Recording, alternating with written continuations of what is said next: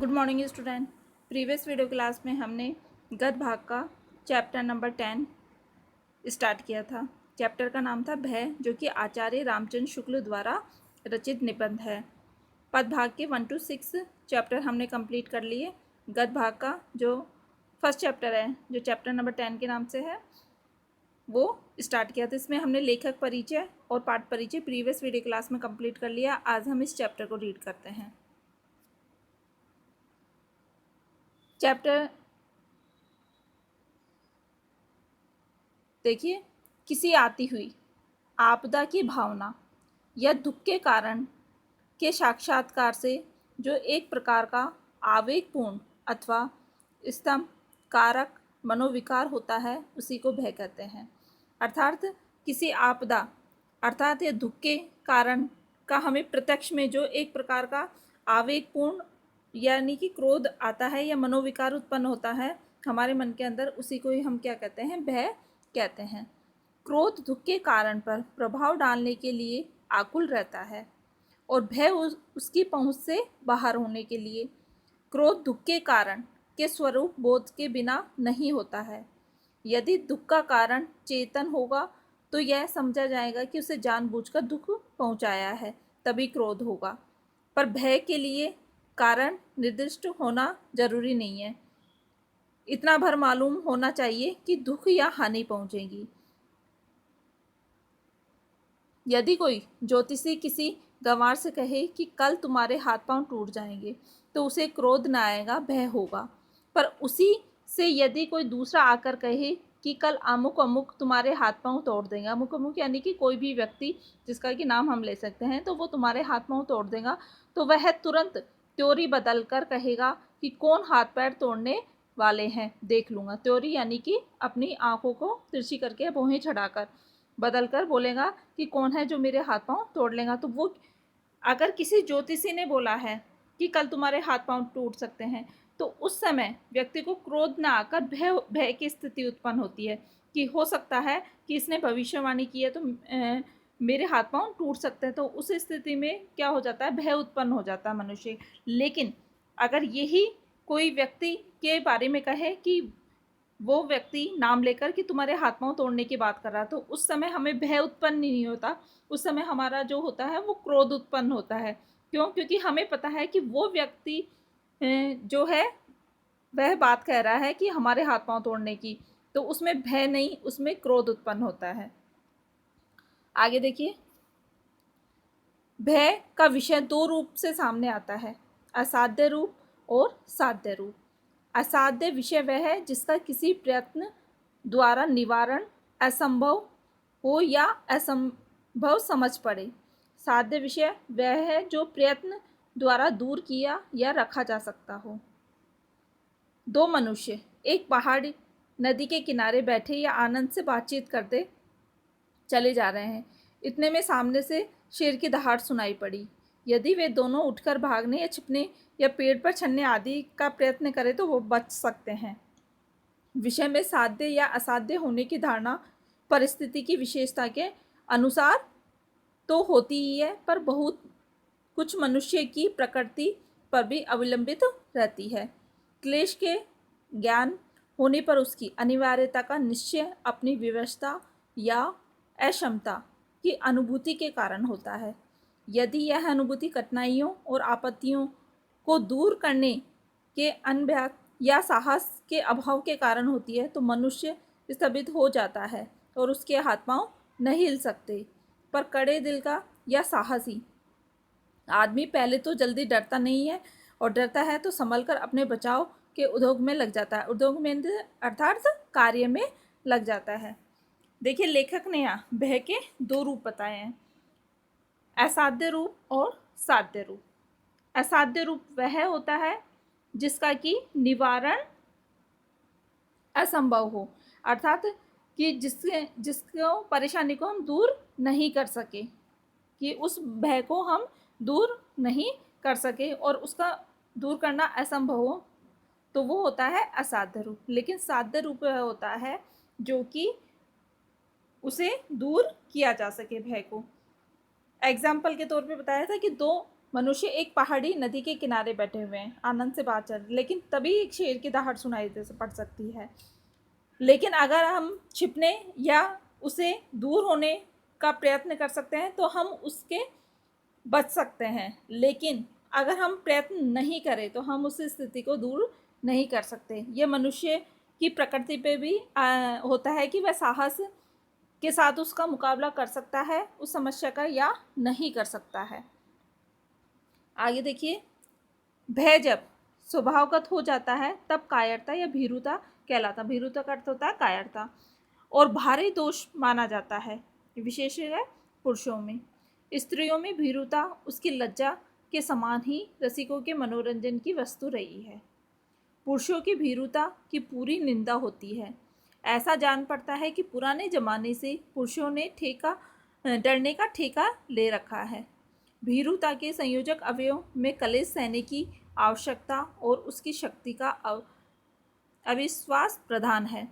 शत्रु का सामना करने से भागने का अभिप्राय यही होता है कि भागने वाला शारीरिक पीड़ा नहीं सह सकता तथा अपनी शक्ति के द्वारा उस पीड़ा को अपनी शक्ति का विश्वास नहीं रखता। यह तो बहुत पुरानी चाल की भीरुता हुई।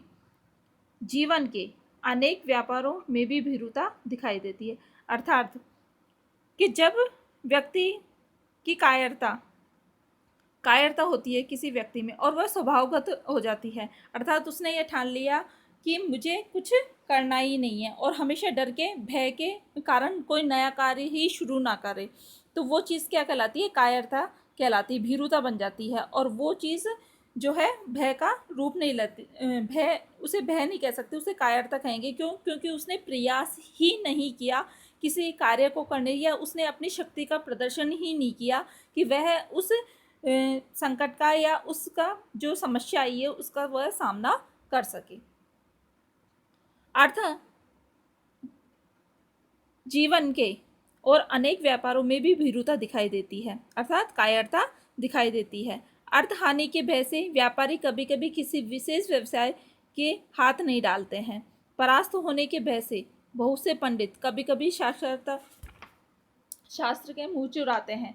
इस प्रकार की भीरुता तय में सहन करने की अक्षमता और अपनी शक्ति का अविश्वास छिपा रहता है। भीरु व्यापारी में अर्थ हानि सहने की अक्षमता और व्यवसाय कौशल पर अविश्वास तथा भीरु पंडित में मान हानि सहने की अक्षमता और अपने विद्या बुद्धि बल पर अविश्वास निहित है।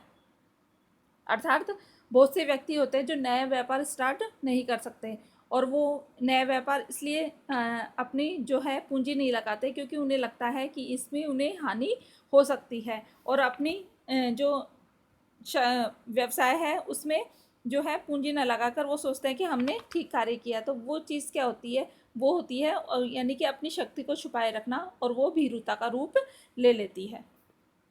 इसी प्रकार की भीरुता ऐसी दिखाई पड़ती है, एक ही प्रकार की भीरुता ऐसी दिखाई पड़ती है जिसकी प्रशंसा होती है। वहाँ धर्म भीरुता है, पर हम तो उसे ही भी कोई बड़ी प्रशंसा की बात नहीं समझते। धर्म से डरने वालों की अपेक्षा धर्म की ओर आकर्षित होने वाले हमें अधिक धन्य जान पड़ते हैं, जो किसी बुराई से ही यह समझकर पीछे हटते हैं कि उसके करने से अधर्म होगा, उसकी अपेक्षा से वे कहीं श्रेष्ठ है, जिन्हें बुराई अच्छी ही नहीं लगती। दुख या आपत्ति को पूर्ण निश्चय न रहने पर उसकी संभावना मात्र के अनुमान से जो आवेग शून्य भय होता है उसे आशंका कहते हैं। अर्थात कि दुख या आपत्ति को पूर्ण निश्चय न रहने पर या उसकी संभावना मात्र से जो अनुमान होते हैं और आवेग शून्य भय रहता है उसे आशंका कहते हैं। उसमें वैसी आकुलता नहीं होती, उसका संचार कुछ धीमा अधिक काल तक रहता है।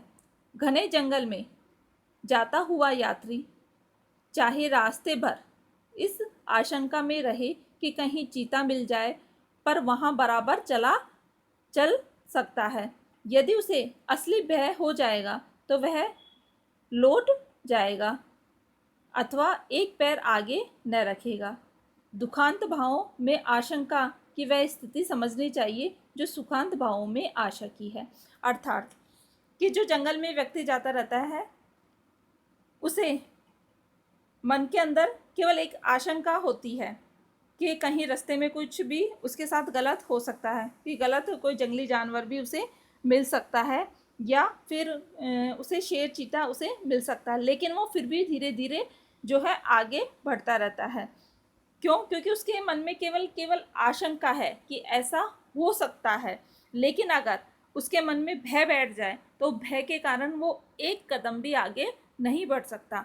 आशंका से तो फिर भी वो डरा हुआ आगे बढ़ता हुआ चला जाता है, लेकिन अगर वह असली भय अगर उसके मन के अंदर जो है घर कर जाए तो वह एक कदम भी आगे नहीं बढ़ सकता है।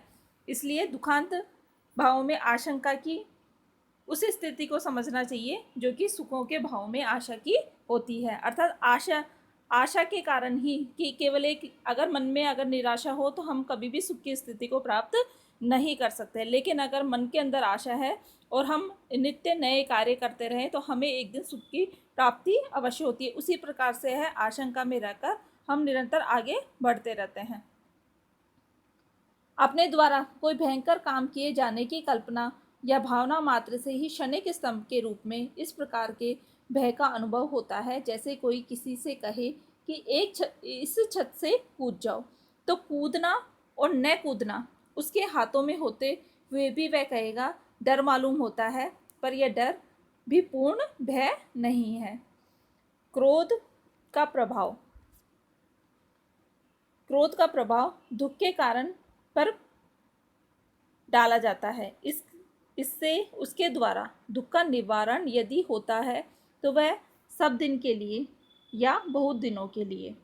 भय के द्वारा बहुत सी अव्यवस्थाओं में यह बात नहीं होती है, जैसे सज्ञान प्राणियों के बीच में जिनके भाव बहुत काल तक संचित रहते हैं, और ऐसे उन्नत समाज में जहाँ एक व्यक्ति की पहुँच और परिचय का विस्तार बहुत अधिक होता है, प्राय भय का फल भय के संचार काल तक ही रहता है। जहाँ वह भय भूला की आफत आई, यदि कोई क्रूर मनुष्य किसी बात पर आपसे बुरा मान गया और आपको मारने दौड़ा, तो वह उस समय भय की प्रेरणा से आप भागकर उससे अपने आप को बचा लेंगे। पर संभव है उस मनुष्य का क्रोध जो आप पर था उसी समय दूर न हो, बल्कि कुछ दिन के लिए बैर के रूप में टिक जाए, तो उसके लिए आपके सामने फिर आना कोई बड़ी बात नहीं होगी। प्राणियों में असभ्य दशा में ही भय से अधिक काम निकलता है, जबकि समाज का ऐसा गहरा संगठन नहीं होता है कि मनुष्य बहुत से लोगों को एक दूसरे का पता और उसके विषय में जानकारी रहती हो। जंगली मनुष्य के परिचय का विस्तार बहुत थोड़ा होता है। बहुत सी ऐसी जंगली जातियां अभी भी है जिनमें कोई एक व्यक्ति 20-25 से अधिक आदमियों को नहीं जानता। अतः उसे 10-12 कोस पर ही रहने वाला यदि कोई जंगली मिले और मारने दौड़े तो वह भागकर अपनी रक्षा उसी समय के लिए नहीं बल्कि सब दिनों से कर सकता है। पर सभ्य, उन्नत और विस्तृत समाज में भय के द्वारा स्थायी रक्षा की उतनी संभावना नहीं होती। इसी से जंगली और असभ्य जातियों से भय अधिक होता है, जिसमें वे भयभीत हो जाते हैं, उसी को वे श्रेष्ठ मानते हैं और उसी की स्तुति करते हैं। उसके देवी देवता भय के प्रभाव से ही कल्पित होते हैं। किसी आपत्ति या दुख से बचे रहने के लिए अधिकतर वे उसकी पूजा करते हैं। अति भय, भय कारक का सम्मान असभ्यता के लक्षण है। अशिक्षित होने के कारण अधिकांश भारतवासी भी भय के उपासक हो गए हैं। वे जितना सम्मान वह थानेदार का करते हैं उतनी ही किसी विद्वान का नहीं। चलने फिरने वाले बच्चों में जिनमें भाव देर तक नहीं टिकते हैं और दुख परिहार का ज्ञान बल नहीं होता है, भय अधिक होता है। परंतु बहुत से बच्चे तो किसी अपरिचित आदमी को देखते ही घर में भीतर भागते हैं। पशुओं से भी भय अधिक पाया जाता है। अपरिचित से भय में जीवन का कोई गूढ़ रहस्य छिपा जान पड़ता है। प्रत्येक प्राणी भीतरी आंख खुलते ही अपने सामने मानो एक दुख कारण पूर्ण संसार फैला हुआ पाता है, जिसे क्रमशः कुछ अपने ज्ञान बल से और कुछ बाहुबल से थोड़ा बहुत सुखमय बनाता चलता है। क्लेश और बाधा का ही सामान्य आरोप करते जीवन संसार में पैर रखता है। सुख और आनंद को वह सामान्य का व्यक्तिक्रम समझता है, विरल विशेष मानता है। इस विशेष से सामान्य की ओर जाने का साहस उसे बहुत दिनों तक नहीं होता। परिचय के उत्तरोत्तर अभ्यास में बल पे अपने माता पिता या नित्य दिखाई पड़ने वाले कुछ थोड़े से लोगों से ही संबंध की यह धारणा रखता है कि वे मुझे सुख पहुंचाते हैं और कष्ट नहीं पहुंचाएंगे। जिन्हें वह उन्हें नहीं जानता, जो पहले पहल उसके सामने आते हैं, उसके पास वह बेधड़क नहीं चला जाता। बिल्कुल अज्ञात वस्तुओं के प्रति भी वही ऐसा ही करता है कि जो बच्चा होता है वह केवल एक सीमित दायरे के अंदर ही रहता है। जब तक उसे यह समझ होती है कि वह इसी परिवार में का है, तो वो उन्हीं लोगों के संपर्क में रहता है, तो उनसे उसे भय या डर नहीं रहता। उसमें उसे लगता है कि वह किसी भी संकट से ये पास नहीं है, वो उसे बचा लेंगे। लेकिन जैसे ही अगर किसी दूसरे व्यक्ति को देखता है, दूसरे चेहरे को देखता है, तो उसे भय उत्पन्न हो जाता है। वो उसका सामना नहीं कर पाता है। क्यों? क्योंकि वह उसके संपर्क में आया हुआ ही नहीं होता है। कि ऐसा होता है कि अगर मान लो कि जो नई चीज़ या नया हम किसी अज्ञात वस्तु को देखें जो कि हमने पहले कभी देखी नहीं है, तो उसमें भय होता है। भय उत्पन्न मन के अंदर हो जाता है कि ये हमें कष्ट पहुंचा सकता है या नहीं पहुंचा, और कष्ट की भावना से हम उससे भय से आतंकी होकर उससे डरने लगते हैं।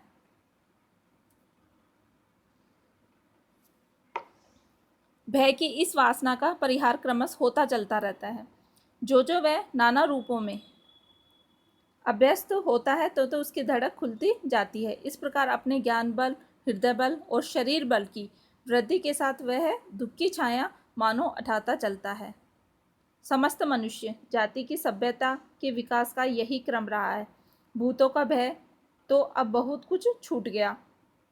पशुओं की बाधा भी मनुष्य के लिए प्राय नहीं रह गई है, पर मनुष्य के लिए मनुष्य का भय बना हुआ है। इस भय के छूटने के लक्षण भी नहीं दिखाई देते। अब मनुष्य के दुख का कारण मनुष्य ही है। सभ्यता के अंतर केवल इतना ही पड़ा है कि दुख दान विधियां बहुत गूढ़ और जटिल हो गई है। उसका क्षोभकारक रूप बहुत से आवरणों के भीतर ढक गया है। अब इस बात की आशंका तो नहीं रहती कि कोई जबरदस्ती आकर हमारे घर, खेत, बाग, बगीचे, रुपये पैसे छीन न ले, पर इस बात का खटका हमेशा रहता है। अर्थात खटका मतलब मन में भय या डर हमेशा रहता है कि कोई नकली दस्तावेजों, झूठे गवाहों, कानूनी बहसों के बल पर इन वस्तुओं से वंचित न कर दे। दोनों बातों का परिणाम एक ही है कि जैसे जैसे समय परिस्थितियां बदल रही है, जैसे जैसे मन की आशंका या भय का रूप भी बदलता जा रहा है। पहले ये था कि कोई ज़बरदस्ती ज़मीन या हमारे पैसे छीन ना ले, लेकिन अब वो भय दूसरे रूप में आशंका में बदल गया कि कोई झूठी दस्तावेजों या झूठी कानूनी कार्रवाइयों के बल पर हमें इन चीज़ों से वंचित ना कर दें। क्योंकि अब जो मनुष्य है वो सभ्यता की ओर बढ़ रहा है, सभ्य हो रहा है, और उसके कारण क्या, शिक्षित होने के कारण नए नए इन चीज़ों की ओर वो बढ़ रहा है। तो जो मन के अंदर भय और आशंका है वो भी जो अपना रूप परिवर्तन करती जा रही है।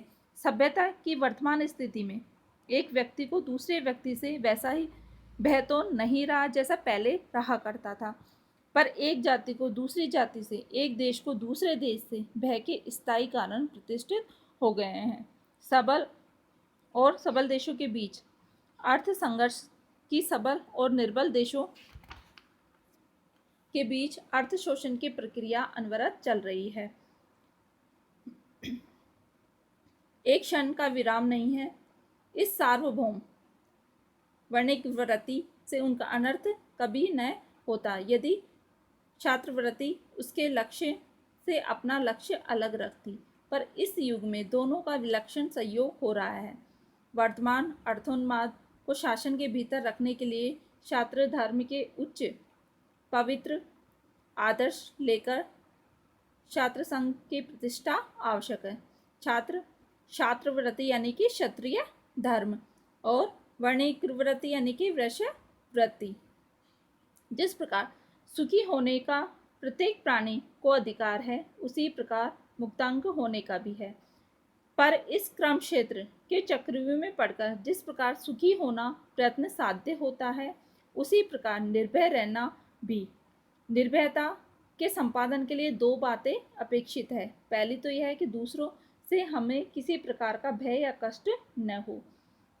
यदि यह है कि हमको कष्ट या भय पहुंचाने का साहस न कर सके, इसमें एक का संबंध उत्कृष्टशील से है, यानी कि उत्कृष्टशील यानी कि अच्छे आचरण से है, और दूसरा शक्ति या पुरुषार्थ से है।